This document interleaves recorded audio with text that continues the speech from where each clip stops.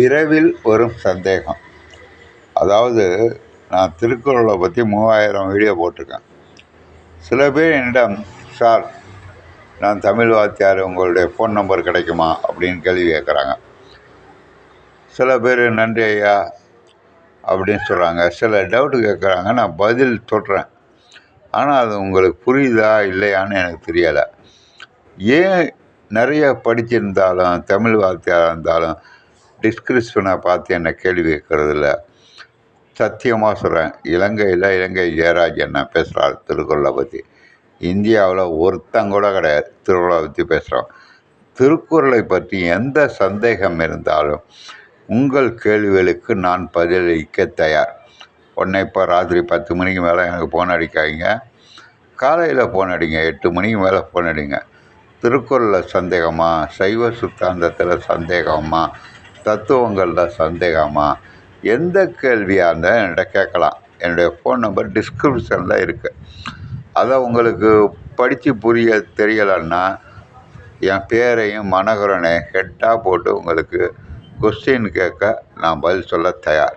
வருங்கால உலக மக்கள், மாணவர்கள், சமுதாய மக்கள் பயன்பெற வேண்டுமானால் எவனாச்சும் ஒருத்தன் உதவி செய்யணும். உங்களுக்குள்ள அனைத்து கேள்விகளுக்கும் தமிழை பற்றிய செய்திகள், திருக்குறளை பற்றிய செய்திகள், இறைவனை பற்றிய செய்திகள், தத்துவங்களை பற்றிய செய்திகள் அத்தனையும் சத்தியமாக என்னால் சொல்ல முடியும். நான் ஒரு 15 வருஷமாக படிச்சுக்கிட்டு தான் இருக்கேன். என்னுடைய நிலைமை மூட்டத்துக்கும் ஒரு நாளைக்கு 300 400 சம்பாதிப்பேன்.